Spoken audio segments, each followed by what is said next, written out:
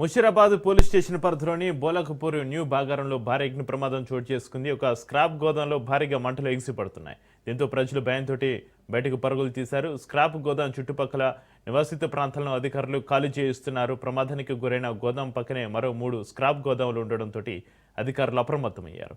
సమాచారం తెలుసుకున్న పోలీసులు, ఫైర్ సిబ్బంది ఘటనా స్థలానికి చేరుకుని సహాయ చర్యలు చేపడుతున్నారు.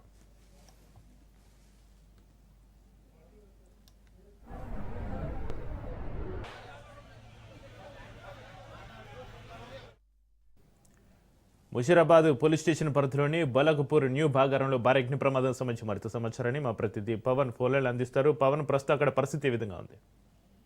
ప్రస్తుతము ఒక ఫైర్ సిబ్బంది మంటలు ఆరుతున్నారు. అయితే యొక్క బోలక్పూర్ లోని యొక్క న్యూ బాకారంలో యొక్క భారీ అగ్ని ప్రమాదం చోటు చేసుకుంది. అయితే యొక్క స్క్రాప్ గోదాంలో ఒకసారిగా మంటలు ఎక్కిపడడంతో స్థానికులు ఫైర్ సంబంధించిన సిబ్బందికి సమాచారం అందించడంతో 3 ఫైర్ ఇంజన్లు కూడా ఘటనా స్థలానికి చేరుకున్నాయి. మంటలు ఆర్పడానికి కూడా పూర్తిగా ప్రయత్నిస్తున్నారు. అయితే పక్కన ఉన్న మరొక స్క్రాప్ గోదానికి కూడా ఈ యొక్క మంటలు అందుకోవడంతో స్థానికంగా ఉన్న వారందరినీ కూడా ఖాళీ చేస్తున్నారు. అయితే ప్రస్తుతం మాత్రము ఇంకా 2 స్క్రాప్ గోదాలు కూడా పక్కన ఉండడం నేపథ్యంలో వాటికి కూడా వ్యాపిస్తాయనే ఒక ఉద్దేశంతోనే పోలీసులు ముందు జాగ్రత్త చర్యలు కూడా తీసుకుంటారు. అయితే ఇంకా ఈ యొక్క మంటలు అదుపులోకి రావడానికి కొంత సమయం పడుతుందని చెప్పి కూడా ప్రధానంగా పరిస్థితి అనిపిస్తుంది.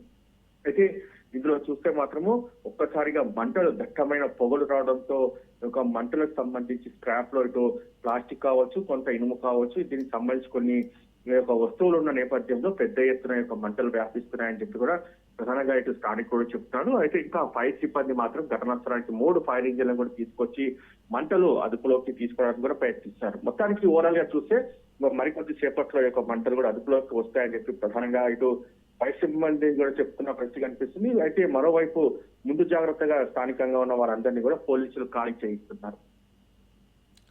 Right, thank you Pawan.